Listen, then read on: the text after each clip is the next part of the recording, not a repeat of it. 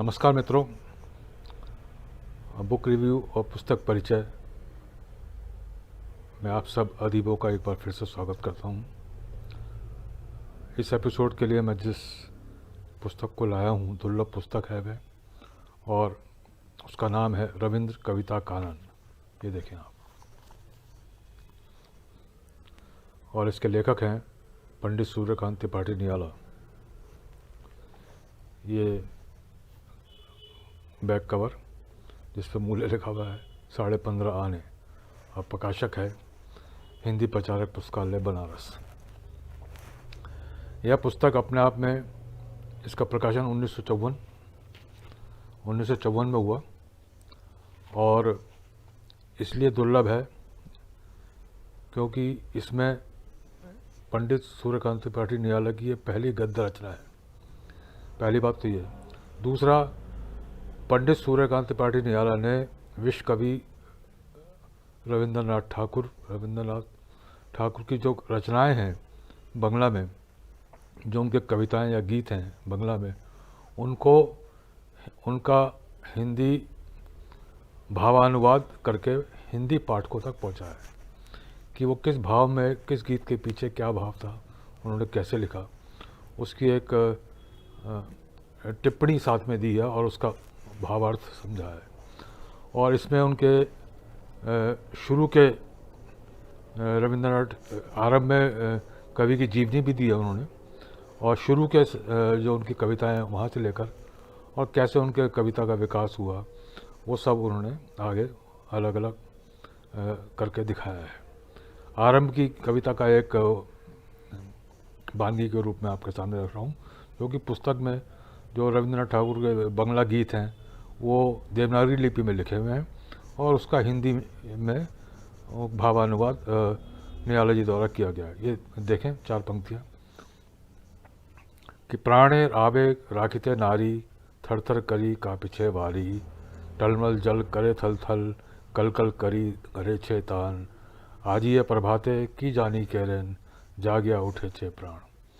उसके बाद नियाला जी ने उसका जो भावानुवाद दिया है कि मैं अपने प्राणों के आवेग को रोक नहीं सकता, मेरे हृदय की सलिल राशि थर थर काँप रही है, जल टल टल कर रहा है, उथल पुथल मचा रही है, कल कल स्वर से रागनी अलाप रहा है, आज इस प्रभात में मेरे प्राण क्यों जग पड़े, यह मेरी समझ में नहीं आता।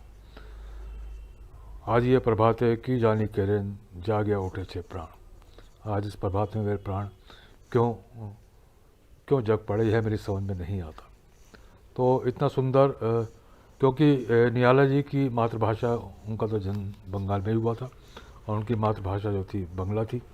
हिंदी तो उन्होंने सरस्वती की फाइलों से सीखी और फिर हिंदी के इतने महान कवि वो बने। लेकिन यह उनकी पहली गद्य रचना है और यह अपने आप में इसलिए भी दुर्लभ बन जाती है कि इस पुस्तक के जरिए उन्होंने बंगला साहित्य जो है हिंदी के पाठकों तक पहुंचाया।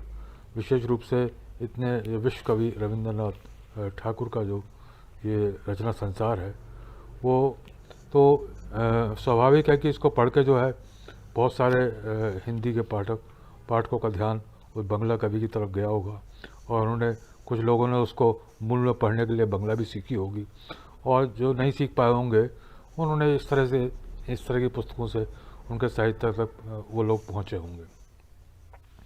और एक बात का थोड़ा सा, एक गीत की कुछ पंक्तियाँ और रखता हूँ आपके आगे।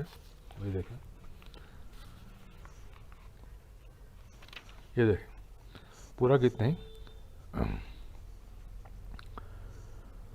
एक कविता है जिसमें वैज्ञानिक नाम की है और बच्चा अपनी माँ से कह रहा है, जैमिनी मागो गुरु गुरु, मेघेर पेले साड़ा, अमनी एल आषाढ़ मासे, वृष्टि जलेर धारा, पूबे हावा माठ पेरिए, जेमनी पड़लो आसी, बांस बागाने सो कोरे, बाजिए दिए बांसी। माँ जो ही गर्माहट से मेघों की आहट पाई जाने लगी, नियाला जी ने उसका वो भावानुवाद किया है कि माँ जो ही गर्माहट से मेघों की आहट पाई जाने लगी, जो ही आषाढ़ की धारा झरने लगी, जो ही पूरब की हवा मैदान पार करके बांस के झाड़ों में बांसुरी फूंकती हुई आने लगी कि फिर तू देख ना जाने कहाँ से ये इतने फूल निकल पड़े हैं, ढेर के ढेर। ऐसी बासी आमेरी देखे माचे, सकल माटी छे, को तो थे कि उठो लो ये जो फूल।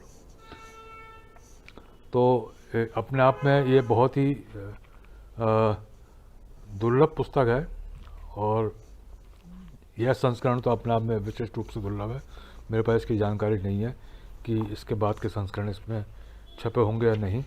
और इसमें पुस्तक में 176 पृष्ठ हैं। तो अगर आपको कहीं से पुस्तक मिलती है और आप बंगला साहित्य में रुचि रखते हैं और निराला जी के साहित्य में रुचि रखते हैं, तो निराला और रविंद्रनाथ ठाकुर दोनों के ही प्रेमी, हिंदी और बांग्ला भाषा के जो प्रेमी हैं, उन दोनों के लिए ये पुस्तक जो है बहुत उपयोगी है।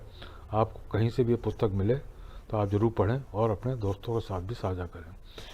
इन्हीं शब्दों के साथ मैं इस एपिसोड को यहीं पर विराम देता हूँ। नमस्कार, खुदा हाफिज़।